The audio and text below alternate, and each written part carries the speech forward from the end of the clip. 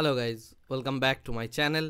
আজকের ভিডিওতে আমি যে টপিকটা নিয়ে ডিসকাশন করব এটা হচ্ছে আজকে আমি আপনার কথাই বলবো। আপনি যখন প্রথম শেয়ার বাজারে এসছেন তখন ভেবেছিলেন যে শেয়ার বাজারে এসে আপনার যে অর্থনৈতিক যে দুরবস্থা চলছে বা আপনি অর্থনৈতিকভাবে একটু সবল হওয়ার জন্য শেয়ার মার্কেটে এসেছিলেন, রাইট? এসে আপনি একটা কাজকর্ম শুরু করেছিলেন, কিছু টেকনিক্যাল অ্যানালিসিস, কিছু ফান্ডামেন্টাল অ্যানালিসিস ইত্যাদি করে ছোট ছোট কিছু ট্রেডস নিয়েছেন। সেই ট্রেডগুলো নেওয়ার পর ধীরে ধীরে দেখছেন যে আলটিমেট কিছু লাভ হচ্ছে না। আপনি যে স্বপ্নটা নিয়ে এসেছিলেন সেই স্বপ্নটা তো সফল হয়নি, উপরন্তু শেয়ার বাজার আপনার সাথে যেটা করেছে সেটাও অত্যন্ত নির্মমতা, রাইট?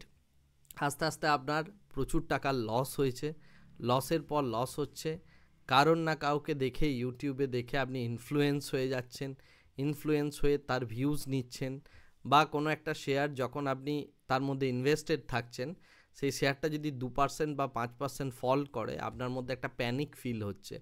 সেই প্যানিক ফিল হয়ে যাওয়ার জন্য বিভিন্ন ইউটিউব চ্যানেলে যারা বড় বড় তথাকথিত গুরু আছেন তাদের চ্যানেলে আপনি কমেন্ট করে ভরিয়ে দিচ্ছেন যে এই শেয়ারটা কবে উঠবে, এই শেয়ারটা সম্পর্কে কিছু বলুন, ইত্যাদি ইত্যাদি, অ্যাজ ইফ ওনার কথা শুনেই শেয়ারটা উঠবে এবং ওনার কথা শুনেই শেয়ারটা নামবে। এরকমভাবে কিচ্ছু হয় না। শেয়ার বাজার সব সময় চলে তার নিজস্ব গতিতে, তার নিজস্ব ছন্দে। আপনাকে ছন্দ মিলিয়ে তার সাথে চলতে শিখতে হবে। এই ছন্দ মিলিয়ে চলাটা অনেকেই টেকনিক্যাল অ্যানালিসিস ফলো করেন, অনেকেই ফান্ডামেন্টাল অ্যানালিসিস ফলো করেন, অনেকে প্রাইস অ্যাকশন ফলো করেন, অনেকে ইন্টারমার্কেট রিলেশনশিপ ইউজ করেন, কেউ অ্যালগোরিদমিক ট্রেডিং করেন, বিভিন্ন রকম নাম আছে। কিন্তু প্রত্যেকেই চায় অ্যাকচুয়ালি যে শেয়ার বাজারের সাথে ছন্দ মিলিয়ে চলতে। এখন ছন্দ মিলিয়ে চলার জন্য যে জিনিসটা দরকার সেটা হচ্ছে আপনাকে জানতে হবে যে ট্রেডিং কত রকমভাবে হয়। আপনারা কেবলমাত্র যারা রিটেল ট্রেডার তারা শুধু একটাই জিনিস জানেন যে শেয়ার আমাকে বাই করতে হয়, শেয়ার প্রাইসটা বাড়লে সেই প্রাইসটাকে যদি আমি ছেড়ে দিই, শেয়ারটাকে ছেড়ে দিই, তাহলেই আমার প্রফিট হবে। নট নেসেসারিলি এই একমাত্র উপায় নেই শেয়ার বাজার থেকে পয়সা ইনকাম করার। আপনি আরবিটারাজ ট্রেডিং করতে পারেন। আরবিটারাজ ট্রেডিং সম্পর্কে একটু বলি। আরবিটারাজ ট্রেডিং হচ্ছে এমন একটা ট্রেডিং যেখানে বোঝা যায় যে দুটো শেয়ারের এই যে টেকনোলজিক্যাল ফ্লজের জন্য হোক বা বিভিন্ন কারণের হোক, দুটো ইনস্ট্রুমেন্টের দু রকমের যদি প্রাইস হয়ে যায়, একই ইনস্ট্রুমেন্টের দুটো এক্সচেঞ্জে দু রকম প্রাইস হয়ে যায়, বা তার স্পটের সাথে ফিউচারের একটা বড় ডিফারেন্স চলে আসে, এই টাইপের যে যেখানে আমি দেখতে পাচ্ছি যে প্রাইসের মধ্যে একটা মিসবিহেভিয়ার লক্ষ্য করা যাচ্ছে, সেই মিসবিহেভিয়ারটাকে এনক্যাশ করার জন্য আপনি আরবিটারাজ ট্রেডিং করতে পারেন। তো আরবিটারাজ ট্রেডিং হচ্ছে এমন একটা ট্রেডিং সিস্টেম যেখানে বড় কোয়ান্টিটি নিয়ে যদি আপনি কাজ করেন আপনি সেফলি পয়সা বানাতে পারেন। মার্কেট উপরে যাচ্ছে, নিচে যাচ্ছে, কোথায় যাচ্ছে বোঝার আপনার দরকার নেই। আপনি জাস্ট মার্কেটের মধ্যে যে ফ্লজটা রয়েছে সেটাকে এনক্যাশ করে পয়সা ইনকাম করে নিচ্ছেন। এরকমভাবে প্রচুর উপায় আছে যে উপায়গুলোকে আপনি এনক্যাশ করতে পারেন। আমি জাস্ট একটা এক্সাম্পল দিলাম। ঠিক একইভাবে যখন আপনি কোনো ট্রেড নেন, ট্রেডের মধ্যে যে স্ট্র্যাটেজিগুলো হয়, স্ট্র্যাটেজি সাধারণত দু রকমের স্ট্র্যাটেজি হয়। একটা হচ্ছে ট্রেন্ডিং স্ট্র্যাটেজি, একটা হচ্ছে নন ট্রেন্ডিং স্ট্র্যাটেজি। ম্যাক্সিমাম ট্রেডার যারা আছেন, যারা নর্মালি কাজ করেন, রিটেল ট্রেডার, তারা সবসময় চান একটা ট্রেন্ডিং স্ট্র্যাটেজি নিতে। কেন? কারণ হচ্ছে ট্রেন্ডিং স্ট্র্যাটেজির মধ্যে ট্রেন্ডটা হচ্ছে ইম্পর্টেন্ট, তার সাথে মোমেন্টাম হচ্ছে আর একটা ইম্পর্টেন্ট অ্যাসপেক্ট। মোমেন্টাম কত স্পিডে সেই স্টকটা বাড়ছে, রাইট?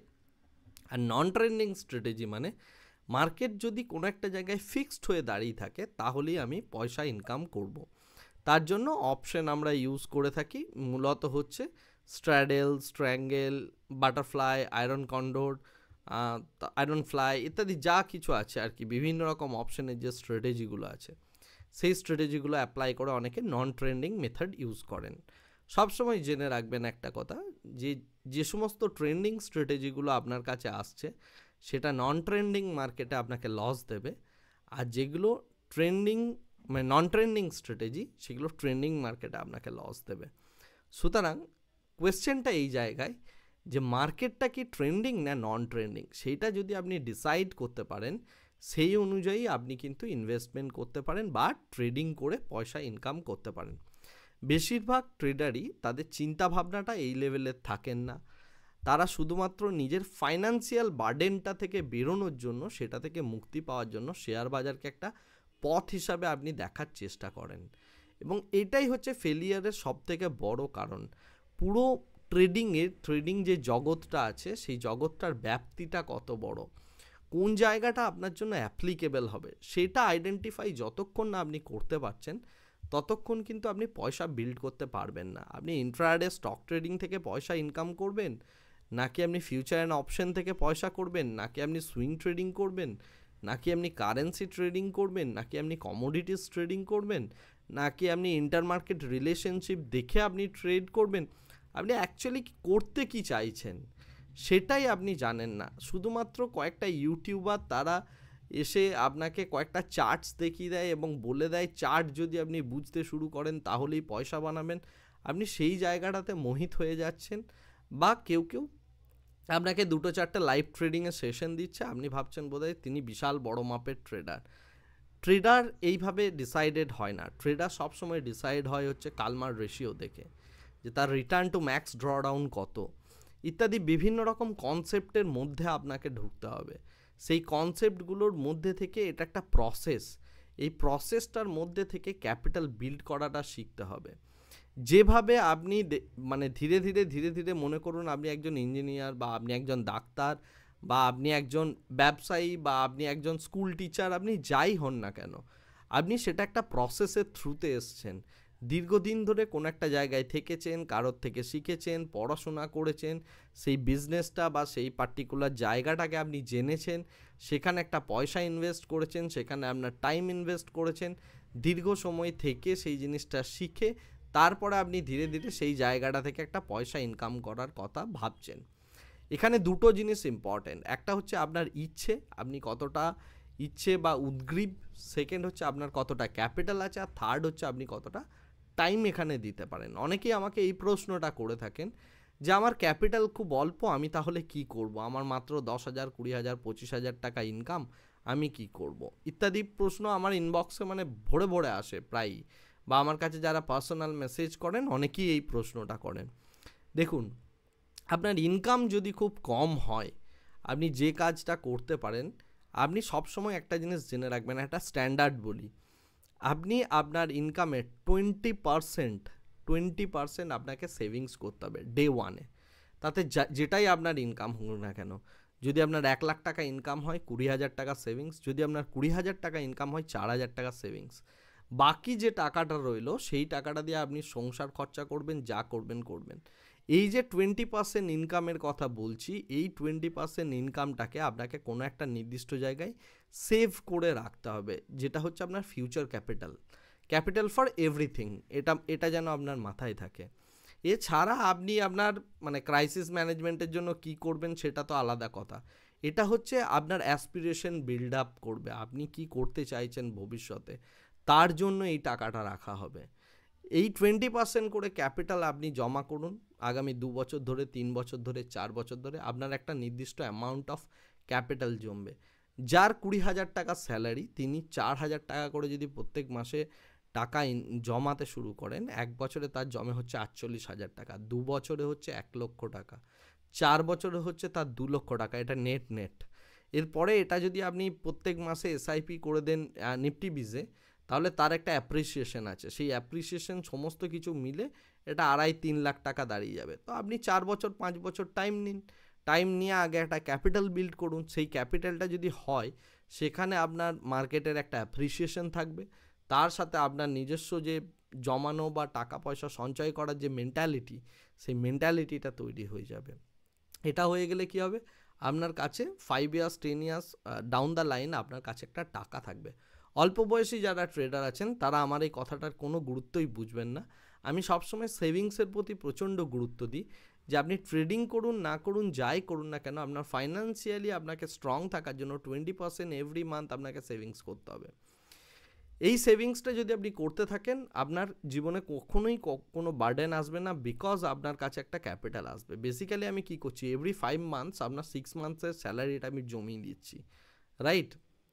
এটা যদি আপনি করতে পারেন রেগুলারলি এবং সেইটার যদি একটা 15% CAGR নেন, তাহলেই আপনি একটা ভালো জায়গায় পৌঁছে যাবেন, প্রথম কথা।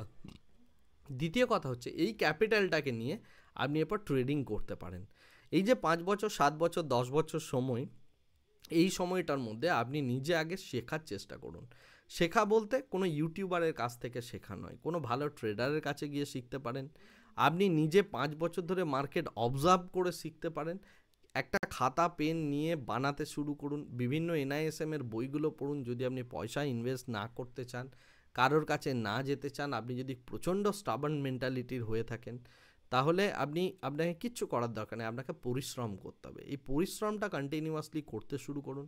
সেটা যখন আপনি করতে পারবেন, তখন গিয়ে দেখবেন যে আপনি মার্কেটটাকে বুঝতে শুরু করেছেন। NISM এর যে বইগুলো আছে, সেই বইগুলোর মধ্যে আপনি বন্ডের বই পড়ুন, বিভিন্ন জায়গায় বন্ড জিনিসটা কী সেটা ভালো করে জানুন, RBI কী করে সেটা জানুন, আপনার গভর্নমেন্ট অফ ইন্ডিয়া কীভাবে ফিসক্যাল পলিসি ডিসাইড করে সেই জিনিসগুলো আপনাকে জানতে হবে। তাছাড়াও কারেন্সি মার্কেট জানুন, কমোডিটি মার্কেট জানুন, স্টক মার্কেট জানুন। একদিনে এক মুহূর্তে কিচ্ছু হবে না। আমার নিজের যে মেন্টারশিপ প্রোগ্রাম, সেখানে আমি নিজেই 2 বছর সময় নিই, কারণ একটা ট্রেডারের মেন্টালিটি তৈরি করতে হয়। একটা ট্রেডারকে প্রথমে নলেজ দিতে হয়, তার নিজস্ব চিন্তাভাবনাগুলো যেগুলো আছে সেগুলোকে ধীরে ধীরে বের করতে হয়। সে কি স্ট্র্যাটেজি বানাতে চাইছে সেটার উপর একটা নার্চারিং করতে হয়। তো আমি নিজেই যে মেন্টারশিপটা রান করি, সেখানে 2 বছর সময় নিই। আর আপনি সেখানে আমার বিগত 10 বছরের এক্সপিরিয়েন্স আছে, তার সাথে সাকসেসফুল হিউজ মেথড আছে, 20-25টা সাকসেসফুল মেথডও আছে আমার। সেইগুলো আমি তাদের কন্টিনিউয়াসলি ফিড করতে থাকি। এটা করে করে করে করে একটা দীর্ঘ সময় দিয়ে আমি একটা ট্রেডার বানাই। এখন বিষয়টা হচ্ছে, আপনি যদি সেটা নিজে করতে চান, আপনার এই 2 বছরের জায়গায় সেটা 10 বছর লাগবে, সেটা হয়তো 5 বছর লাগবে, সেটা হয়তো 7 বছর লাগবে। বাট এটা আপনাকে স্টার্ট করতে হবে। যদি আপনি কারোর কাছে যেতে না ইচ্ছুক হন, তাহলে আপনি সেই জিনিসটা নিয়ে শুরু করুন। শুরু করে পড়াশোনাটাতে কনসেন্ট্রেট করুন এবং তার সাথে পেপার ট্রেড নিন। মোটামুটি 10,000 পেপার ট্রেড নিতে হবে আপনাকে এই 10 বছর সময়ের মধ্যে। এভরি ইয়ার 1000 ট্রেড, ঠিক আছে? 10 বছর সময়ে 10,000 পেপার ট্রেড নিতে হবে। এবং তার সাথে সাথে আপনি নিফটি বিজে অলরেডি পয়সা জমাচ্ছেন, সুতরাং আপনার ক্যাপিটাল নিয়ে চিন্তা নেই। আপনি নিজেকে রেডি করুন। এই রেডিটা যখন করতে পারবেন, তারপরে গিয়ে দেখবেন মার্কেটে আপনার একটা ভিউজ তৈরি হচ্ছে, আপনি একটা স্ট্রং প্লেয়ার হিসাবে আসছেন। হোয়ারাস ব্যাকগ্রাউন্ডে আপনার কাছে হয়তো 5 লাখ, 10 লাখ, 15 লাখ, 20 লাখ একটা ক্যাপিটাল তৈরি হয়ে যাবে, রাইট? এবং সেই ক্যাপিটাল এবং আপনার সেই এক্সপিরিয়েন্স, এই দুটোকে নিয়ে এসে আপনি ট্রেড করার কথা শিখুন, ভাবুন, চিন্তা করুন। কেবলমাত্র ইউটিউব দেখে ইনফ্লুয়েন্সড হয়ে কিচ্ছু করবেন না। নিজের মেন্টালিটি ঠিক করে কাজ করার চেষ্টা করুন, তাহলেই সফল হবেন, এটা আমার বিশ্বাস। ভিডিওটা এখানেই শেষ করছি।